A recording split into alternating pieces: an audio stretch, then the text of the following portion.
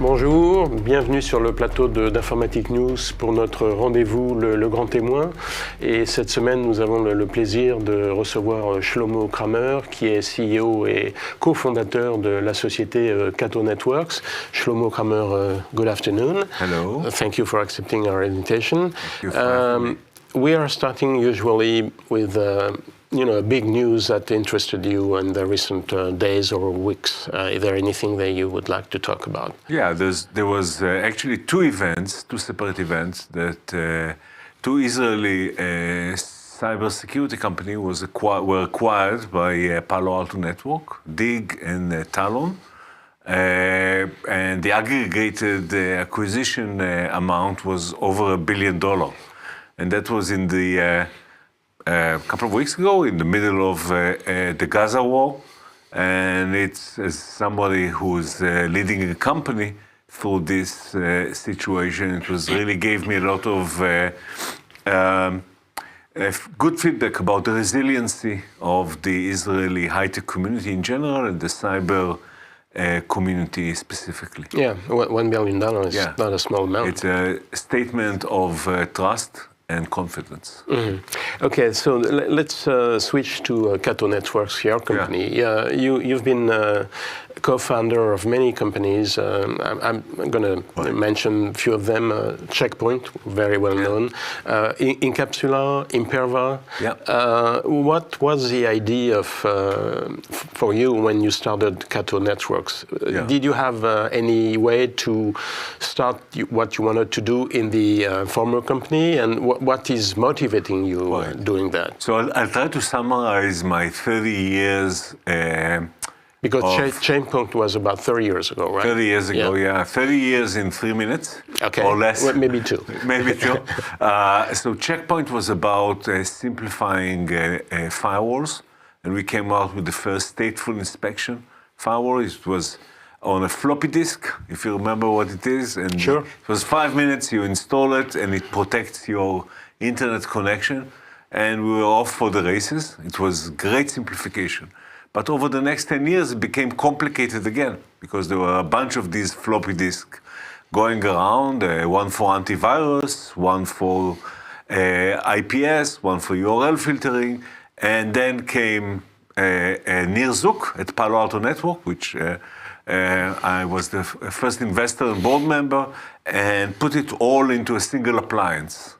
And that appliance, again, simplified things, because you put the appliance in the network, and you're done. You're protected without all these complications. But 10 years later, that appliance did not provide the right level of simplicity for organization, because appliance is very physical. It protects the location. And business became very distributed. People working from home, applications are in the cloud, IoT is anywhere, in your car, on the road, your data center moved to AWS. So appliances were not relevant anymore and actually complicated the situation. We came at Cato at that point offering the third form factor for network security, which is a fluid network, a network that brings security anywhere in the world. We have more than 90 POPs today around the world. And all you need is to plug in to that network using multiple ways, and you're secure, very much like you plug into electricity, into the socket of electricity, and get electricity anywhere that you are. So basically what you're saying, you're mentioning the third wave of what you're doing. It looks like you come with something simple, then the reality becoming complex, then you have to put that simple again, and then so it's complex. Like a wheel going on all the time. There exactly. Non-stop. And Cato, when we started Cato in 2015, nobody knew what we were doing. What's the third form factor of firewalls? What's wrong with appliances, etc. 2019, Gartner coined the term SASE and said the future of network security is in the cloud. So really saying this is the form factor for the next, 10 to 20 years. Okay, so it's a good segue of what I'm going to ask you is, because you mentioned SASE, you are one of the leader of the SASE technology. Right. Could you explain in simple terms, because, well, they can understand, our readers are mostly CIOs, but so not going in the technical detail, but saying what SASE means exactly. And is there any way for you to go from, well, I'm going to tell that different way. To start Cato Network, did you have to start on a blank page, or you could, take what was existing and then put it more simple and do it again? And does that mean for your customer, do they have to do the same, meaning that they have to throw away all what they have and use what you're proposing? So I'll start with the last question. Okay. Absolutely not. Okay. And we have more than 2,200 enterprise customers, global brands with more than 200 locations in 50 countries around the world. And they slowly migrate assets from their old network to the new network with the new security embedded in it. And that may take 4 weeks if you're in a rush, or 4 months if you are not. Or it can take more if you have the time. So absolutely, it's a very seamless process.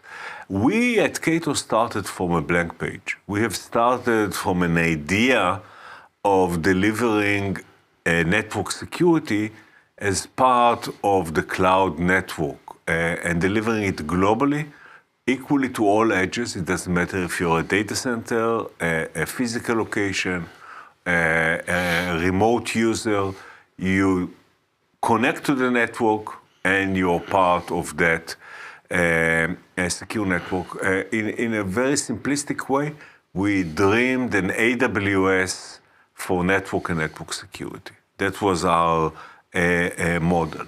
When Gartner came and said, okay, what you're doing is the future because we need this new form factor, all companies that have appliances, all the Palo Alto, Fortinets of the world, that need to protect their tens of billions of dollars a year install base, are trying to find a solution and move to this cloud. So they are not starting from a blank page, which is a big disadvantage because when you are building a platform, you really need to build it from the ground up. You can't take multiple point solutions that were acquired from different companies, talked about Palo Alto Network acquisition in the beginning, and turn them into a platform. But this is where the industry is working. I mean, you have to start something new. Right. You can do that as a vendor, but the customer, they can do it. Right. As a vendor, you really need, in order to do a revolution and really bring a platform to the customer, to build it from the ground up. You can't unscramble 2 eggs and create from it. It's not about the management, it's about really having the brain unified to make a single decision, secure this decision across all functions, and having a single context to make that decision. And a platform is important. I'll explain why. Because over that 30 years, security got broken. Security got broken for the regular enterprise. The regular CIO that listens to us today knows that security is becoming more and more complex. And you can buy products, that's fine. The question is whether you can operationalize them, whether you can use them effectively with your budget, with your staff, and with the talent that you have. And increasingly, for the average enterprise, the answer is no, because there's mounting number of point solutions, and there is increased agility requirement from the digital business to move faster. And there's very limited budget and talent that enables to bridge between these two situations. So there needs to be a revolution, and SASE is that revolution. SASE is all about bringing a platform that completely changes both the economical model of consuming security, and completely changes the agility and ability of a security solution to address future unexpected business requirements. Yeah. If I have a Palo Alto appliance and I want to move to SASE Cato Networks solution, what do? Can I keep my appliance and expand it with your platform? You can do one of many things. You can keep the appliance and connect to our cloud network. You can drop the appliance and have a very simple edge device that just connect to our cloud network. You can keep some of your appliances and move the others and gradually migrate between two. There's a lot of flexibility. There's a whole array of possibility that we've developed over the last 7 years that we've been selling this to allow for the smoothest transition from the appliance world to the cloud world. And in every organization, you mentioned firewalls. Firewalls are the number one replacement, but we replace firewalls and MPLS and SD-WAN and secure web gateways, and a bunch of these technologies go away, and they are all converged into a single AWS-like experience of results versus ownership.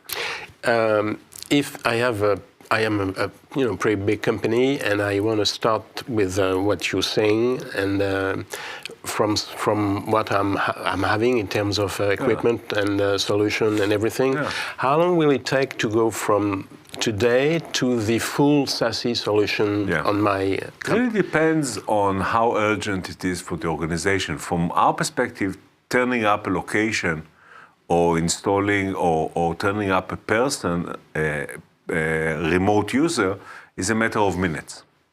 I'll tell you one story if I have 2 minutes about a customer. One. Always have negotiation. It's a customer called Hefele. It's a public reference on our website that got hacked by a ransomware. And it's a 100-year-old, billion-dollar revenue, 180 locations, 50 countries. Went to bed on Wednesday evening, Thursday morning. They woke up, they didn't have a business. Everything was encrypted. So the CEO calls me and tells me, we don't have any relationship yet, but you need to help us. In less than 4 weeks, we were able to bring up everything around the world, 50 countries. So that's as fast as it goes. But it really depends. Organizations want to test the water, move parts of the organization first, see how it works, develop their skills, etc. So the answer is really dependent on the methodology of the organization. Mm-hmm. So because you started in 2015 and you're a cloud-based company, but your solution, of course, is as good as for clouds and data center of companies, of course. Yes, people are still on the ground at the end of the day. So every solution that provides connectivity between employees and applications, between IoTs on-prem and data centers on-prem, etc., needs to have this ability to be both cloud and on-prem. And we have that. Okay. So the idea, and you have a survey mentioning that too, that networks and security are converging. Yeah. So when this is done, I mean, the expansion of the networks, by definition, will expand the security by itself. And that's the idea. Pretty simple. The idea is that the network will bring the security to wherever it's needed. So if you have like a fixed network, and you have a good security on it, then you expand the network, you have to work on that. With your solution, it goes with the flows. Exactly. Okay. Exactly. You just announced what you call the first XDR solution based on the SASE model. Could you explain a little bit? So this is really an exciting announcement for Cato, and I think for the cyber world in general. Is this a major announcement? For me, it's a really major announcement, and I will explain why. It's not only about the fact that now we provide beyond prevention, we provide also detection and response, and we expand the SASE scope beyond what Gartner did a snapshot in 2019 of what we did and called it SASE, we are expanding that to detection and response. So you're expanding to the whole life cycle of security. Whole life cycle of security. We are also expanding that to the endpoint. So now our ZTNA agent on the endpoint, the agent that allows you to connect to the network, provides full EDR, EPP protection of that endpoint. So you don't need another solution from another company, and it's fully integrated into the platform. These are capabilities, but what's really exciting about this announcement is saying that SASE is just a snapshot of what's really important. What's really important is to bring platforms to enterprise security and to allow effective consumption of capabilities through platforms. And the real platform, our real mission of Cato, and what we believe the market needs, is to build a broad platform-based IT security company. The first one, if you look at the Fortinets, the Palos, they are all grown by various point solution offered to the bundled and offered to the customer. What we are offering is a platform built from the ground up to offer an end-to-end IT security solution and to partner broadly with our customers. So when you meet with customer, I mean, I don't know if you meet the CIO or the security people or who cares, but are they understanding what you're trying to sell, or is it difficult? Because the first phase is very difficult to explain what you're doing in general. No, SASE is very much an accepted concept now, and everybody, I think it's the number 3 priority on the CIO list, based on a recent Gartner survey. So organization really, especially in the mid to large enterprise, feel the pain of the complexity and want to reduce it and improve their security posture through a SASE platform. Yeah, all survey shows that companies usually are using maybe 15, 20, maybe more solutions. So, I mean, there is no way you can deal with that. You can build an effective security posture using that. So when you enter a company, are you also selling the idea that the customer will be able to reduce the number of solutions? Absolutely. And this is a critical infrastructure for the organization, the network security. So this is a CIO decision. And first, the CIO needs to relate to the fact that convergence is going to bring simplicity and better economics to his to their department, and then make the buying centers of the network and the network security collaborate. I have to be frank with you that in a larger and larger organization, the larger the organization here, sometimes these are more and more independent buying centers.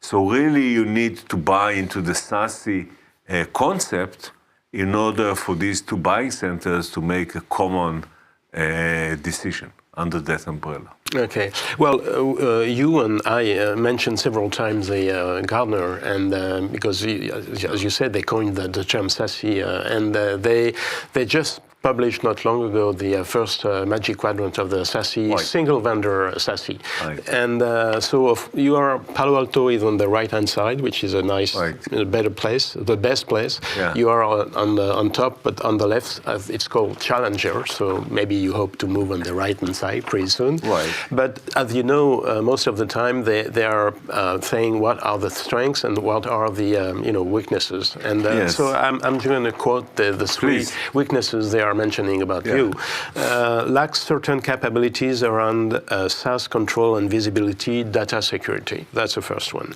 Cato's go-forward sales and geographic strategies are limited. I suppose this is a case of, We are startups. Exactly. That's what they're saying. And that's simple to answer. Yeah. And Cato planned product innovation are unlikely to disrupt or shed the broad enterprise market, which is not that great, this one. I would say that this is a disagreement between myself and Gartner. And I have to say I am right, and they are wrong, and I'll explain. I have all the respect for Gartner, and their mandate is for large customer to predict the present, and to predict what's happening right now, what's the movement in the next 2 or 3 years, and that's great.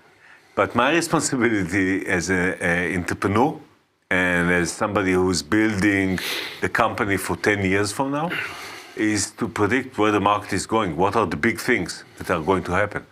And that always collided throughout my career.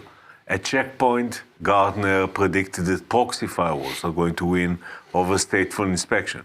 They were wrong, long term.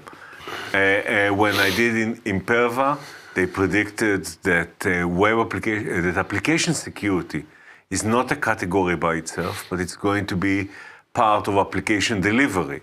They were wrong again. Application security is a huge category today, and very much important, one of the most important categories.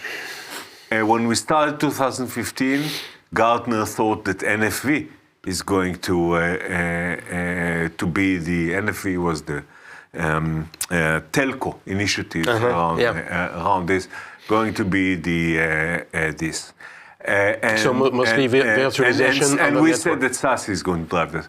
And now they are saying, why are you expanding beyond network security and networking also to endpoint and later to the LAN and other areas? And I have to say that we view IT security as a platform in a much broader way that Gartner sees it, and that's why we are pushed left. So basically, what you're saying is the history is on your side.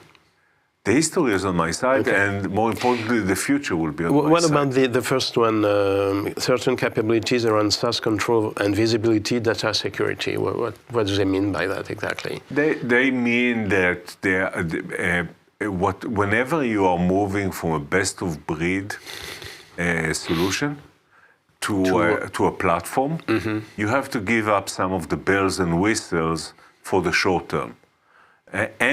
But you're getting on a train of innovation that will get you not only the benefit of the platform now, but all the bells and whistles down the road. So they are saying that last year we were missing some of the bells and whistles. This year we have much more of that, and we are moving much faster than any of the other portfolio companies in this Magic Quadrant because we are a real platform. And that's a win-win situation also for us because the platform enables us much faster development inertia. The last year we talked a lot about Gen AI, with ChatGPT coming in the market. What's the input of that technology in your solution, basically? This is an amazing technology, and the XDR that we just launched, we launched with a large language model that for every incident that the SOC engineer gets, they get also basically a summary, an LLM generated summary of that incident. And I was looking at this summary and I was blown away. Not only that it kind of shortens significantly the amount of time that the engineer needs in order to understand what's happening, but it also gives kind of the organizing principle, the root cause analysis of that incident. I was blown away. This is the capability that all of our product is going to be immersed with, from policy to events to everything is going to have a copilot. So when you launched your company not that long ago, did you think of this will happen? I mean, the Gen AI. Do you think this was possible?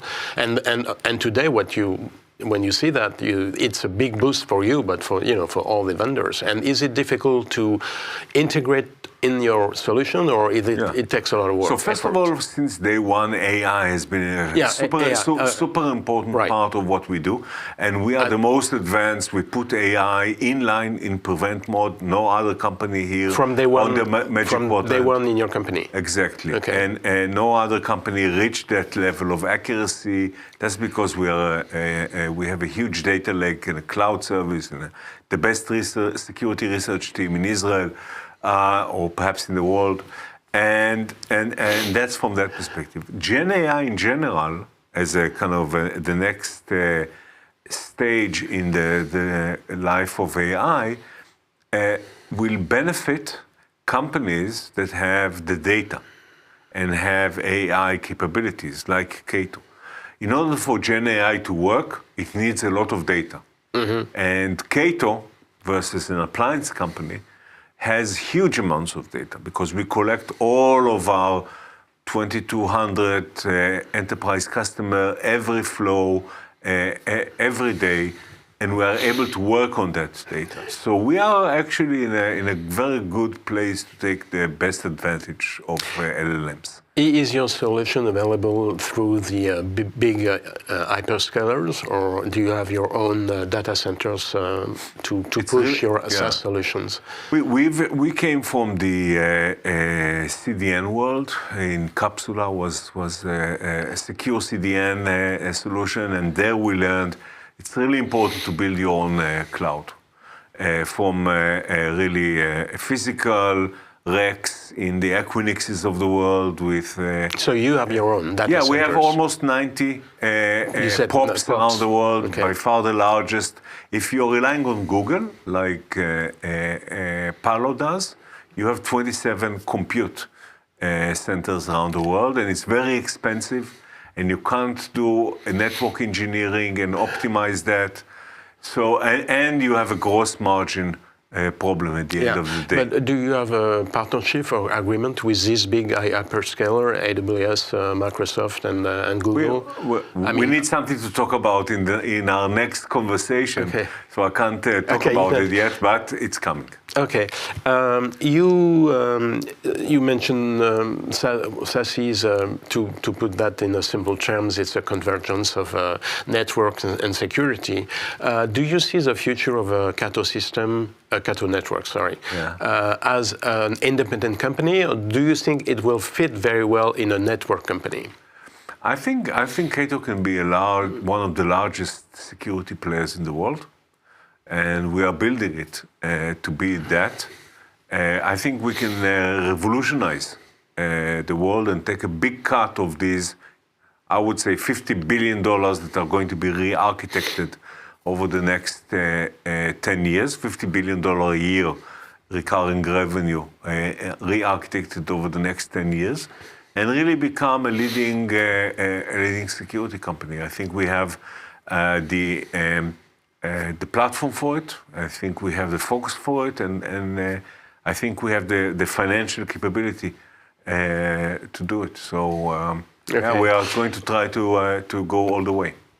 When I read your resume, we mentioned all the companies you founded, and you stayed between 10 and 15 years with this company, and mostly.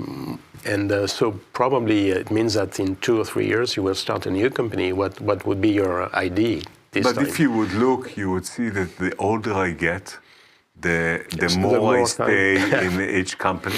And now I'm already almost 58. So I hope that this is, I believe this is my last start. Okay.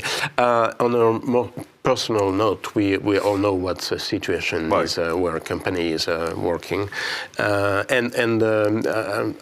know that when you started the Checkpoint, you were doing that with a partner of yours, and you had to wait until you finished your military service to start the company Checkpoint. And we all know that the military and the high-tech industry is very well interwoven in Israel. how difficult is it for a company, and you started with mentioning Palo Alto, saying that the resilience is very high, but how difficult is it for a company like yours in Israel to continuing to work, like it's business as usual, when we all know that it's so difficult? Do you have people in your company at the front, or how does that work on the day-to-day basis? So I'll start with the bottom line. Business is as usual, and we are running at full capacity. Really? Right now, yeah. At the height of the war, about 5% of our employees were in battle. And 5% had spouses in battle, and where it was very difficult for them to work. And perhaps there were more percentages of the company that were distracted. And then you really need to rebalance, because we are both an Israeli company, but a large, more than 50% of our employees are outside of Israel. They continue to run at 100 miles an hour.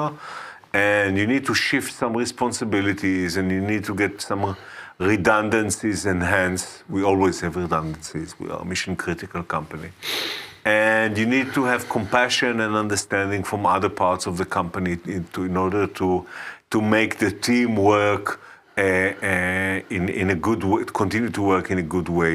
And I'm really happy to say that we were able to do that effectively. Now the number of people that are in military reserve is down. I think we have stabilized that, and we already operate like this is the new reality. And I can say that I feel that we are hitting on all cylinders. Well, I propose we finish with that positive note, and hoping that we'll find a good solution overall in the region. But Amen. Shlomo Kramer, thank you very much. Thank you.